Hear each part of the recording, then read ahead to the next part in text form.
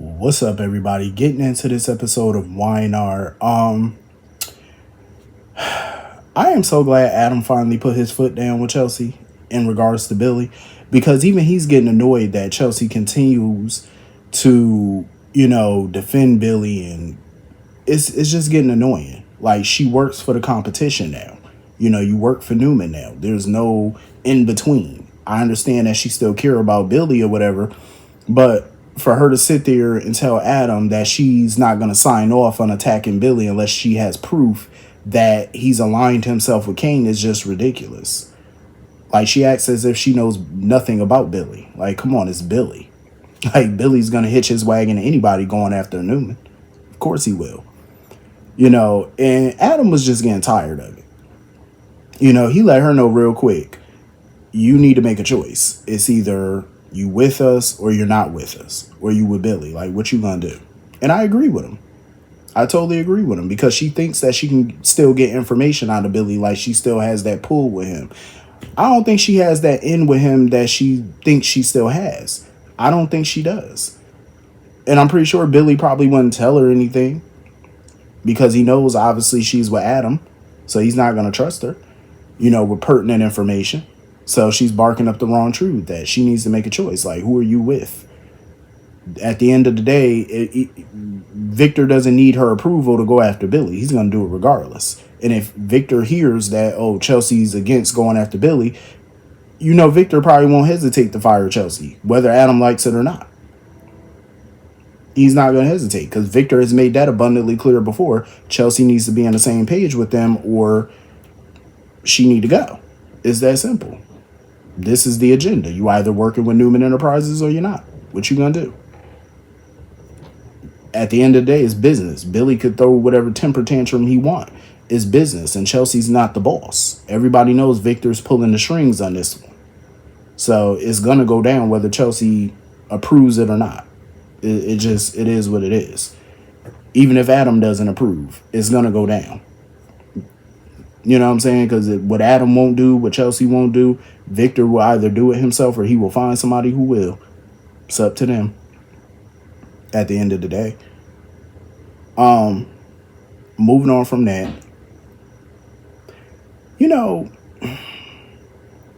I didn't think Kane was going to go after Winters. I really didn't. But judging by the conversations today, it sounds like he wants every last company, including Winters, which I'm surprised by. It was so funny, though, when he was on the phone with Victor and Victor was summoning him to the ranch. Victor was like, I don't give a damn how late it is. I don't care if it's past your bedtime. Victor said, get your ass here. He was like, get your ass to the ranch. I don't care. We need to talk. And Phyllis is so nosy, trying to figure out what that conversation was about and stuff. And Kane was like, listen, curiosity killed the cat. Phyllis was like, well, shit, I done used up all my 9 lives already. She sure the hell has, too. Sure has. I don't know. I kind of like the dynamic between Kane and Phyllis. It's kind of interesting. The two of them working together. But Phyllis definitely needs to learn her place. Because I could tell that she didn't like the fact that Kane called her an employee. I'm like, that's what you are. You're an employee. You're not a partner.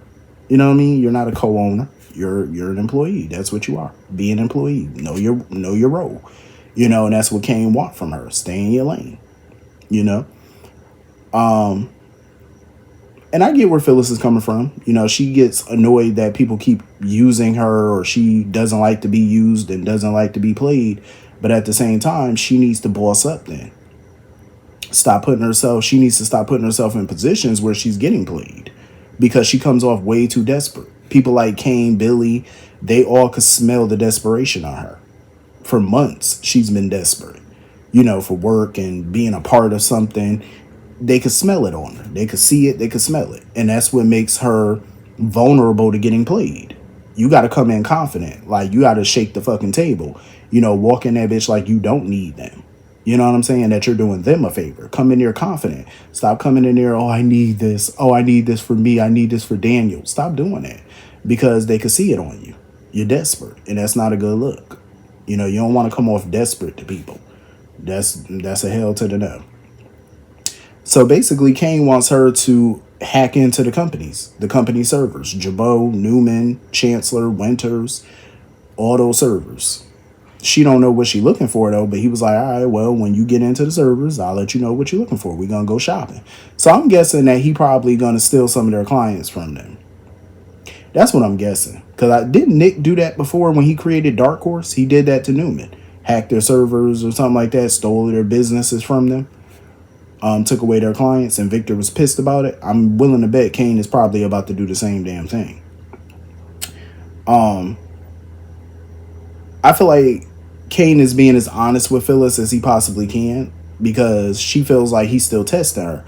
He was like, "Nah, I'm not testing you." He said, "You passed your last test," but he said, "I'm gonna keep challenging you though," as he should.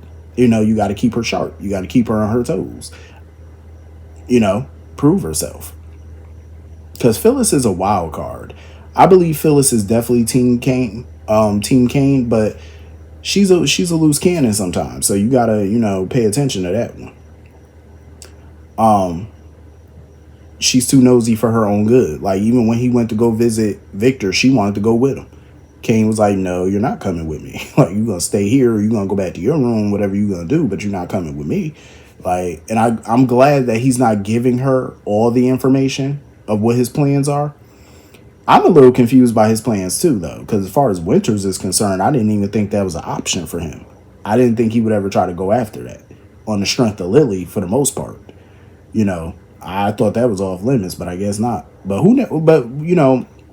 crazy thing is we don't really know his entire plan because he could be just telling Billy and Phyllis some nonsense for all we know, distracting them from what he really about to do because he's been very cagey about what he's after. He told them he's trying to create this mega company where all these companies in Genoa City are a division of his company. That could be part truth and part not true.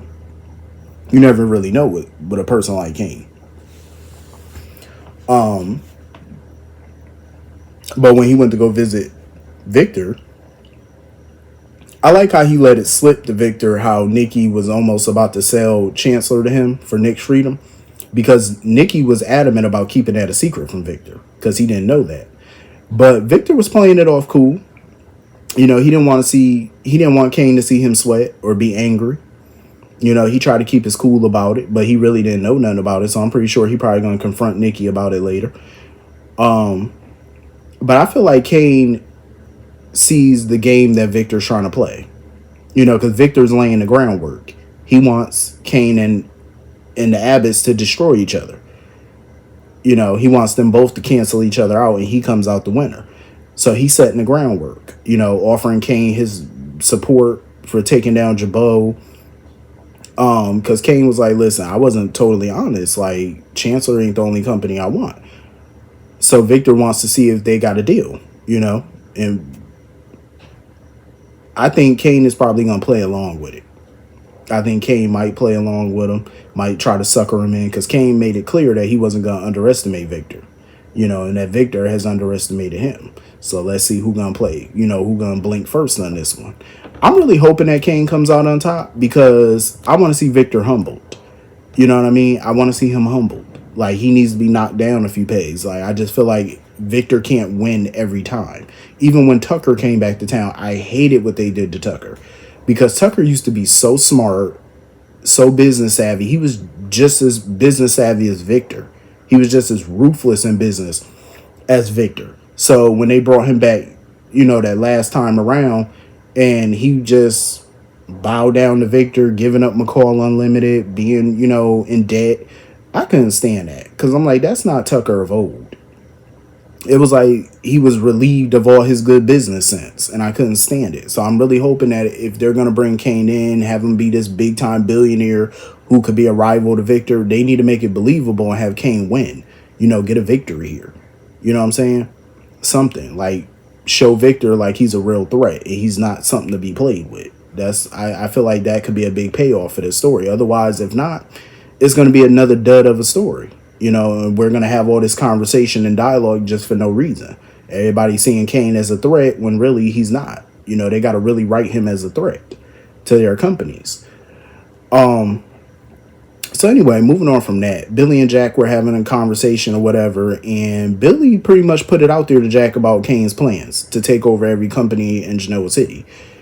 Jack was a little, he was surprised by it, but at the same time, he was more surprised that Kane would even tell Billy all of this, you know, because he was like, wouldn't Kane think that Billy would tell Jack about this, especially with it involving Jabot?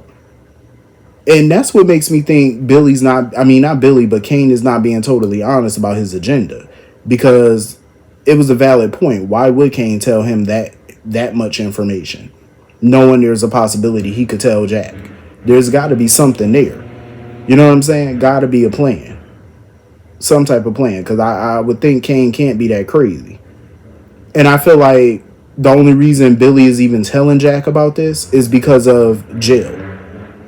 Because he's, upset about how close Jill and Kane are. That's the only reason he's even telling Jack about this.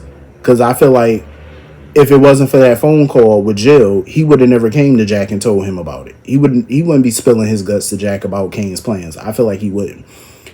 Jack wants him to make amends with Jill. Honestly, I feel like a conversation between Jill and Billy is long overdue, in terms of why he feels the way he feel about, Kane being the son that Jill really wants. I feel like they need to have an in-depth conversation about that with a therapist, honestly. Either one-on-one or with a therapist. I feel like this needs to come to a head between them. And Jill need to come back to town so they can hash this out once and for all. Because Billy has been jealous of Kane for years behind Jill. And you could tell he's deeply hurt that his mother cares more about Kane than him. But, Jack tried to reassure him that Jill really does care about him too. Which I believe she does, but he's not totally off the mark about her, being more close to Kane, more connected. He's not off about that. He's definitely right about it. But that's why I feel like they need to have this conversation and hammer this out. They really need to hash this out and now. But for Billy to sit there and say, oh, she couldn't even call me to check on me. But why would Jill call him to check on him when every time, he spews venom at her? He's always angry with Jill every time they talk. If Jill doesn't give him what he wants, he gets angry. And he even cut her out of his life. So why would she call him? For what? For him not to answer the call? Granted, she wouldn't know what he was going to do unless she called. It's a two-way street. She could have, but still, she knows how Billy is. When he's upset with someone and he disowns you, it's like, what's the point of even reaching out? Because all he's going to do is act like a petulant child, hang up on you, whatever. That's what he does. Him and Jill, they really need to have an in-depth conversation. They need to do this. But anyway, Jack wants to continue on being an investor. He wants to be a principal investor in Abbott Communications. He feels like they need to take Kane down from the inside. So Billy needs to continue to work with Kane, pretend like he's working with Kane to feed Jack this information so they could take Kane down. It's a good plan. Do I think it's going to work? Probably not. He even told Jack about Phyllis being in on it, working with Kane and whatnot. And when Phyllis walked her happy ass in, Jack ain't had nothing to say to her. He was like, I gotta go. Jack was not here for it. He did not want to break bread with her. And Phyllis came up in there gloating, trying to spin this story that Kane is done with Billy. He's rescinding his offer for them to work together. Billy wasn't buying it. Billy was not buying that shit. Billy was like, nope, I want to hear it from Kane. I want to hear it from his own mouth that I'm out. And I'm glad that he did say that, because who's going to believe anything that comes out of Phyllis's mouth? But I really hope that Kane is smart. I'm really hoping that he's playing it smart and he's not just buying their nonsense. Because that would be dumb on his part, to just be believing everybody, especially Billy. Because I wouldn't trust Billy no more than I would trust Phyllis. But anyway, that was pretty much the whole episode. Hit the comment section. Let me know what you all thought, and I will see you all later. Peace.